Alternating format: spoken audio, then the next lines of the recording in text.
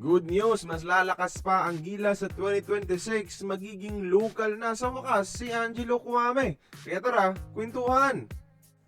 Ramdam ko na 2026 ang magiging year of Gilas dahil sa pagbabalik ni Kai Sotto, lumuwag na FIBA eligibility criteria at heto, pwede nang maging local ang ating naturalized player na si Angelo Cuame, mga idol. Kung susundin natin sa Book 3 Article 3 ng FIBA, pwedeng maging local ang isang FIBA ineligible player kung naninirahan siya sa bansa ng 10 o may higit pang mga taon. Si Angelo Cuame, mga idol, pumunta ng Pilipinas October 2016 para maglaro sa Ateneo sa UAAP. And ever since then, Pinas na yung naging tahanan niya. Dala na rin ng kanyang naturalization at ng kanyang Gilas duties. Ibig sabihin nito, mga idol, magsa-10 taon na siya this October 2026 at pwede nang iproseso ng SBP ang kanyang kaso sa FIBA para maging local.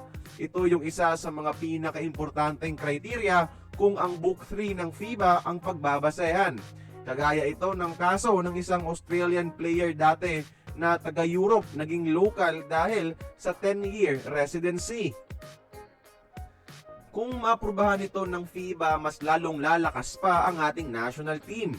Mas madami na ang pagpipilian ng coaching staff sa big man position.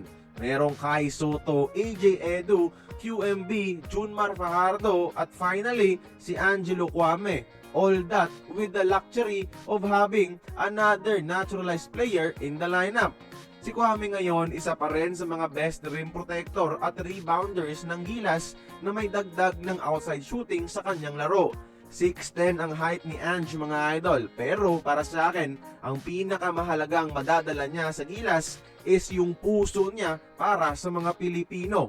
Iba ang talento pero mas magaling pa rin yung puso.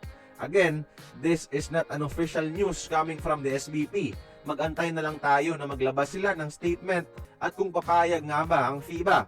Pero sa ngayon, mga idol, base sa criteria ng FIBA Book 3 Article 3, pasok na pasok talaga si Angelo Cuame para maging local. Malalaman natin yan this October. Kaya kayo, mga idol, please like this video kung masaya kayo na magiging local na si Cuame at sino ang dapat niyang palitan sa ating Final 12. Join the conversation, magkomento lamang sa ibaba.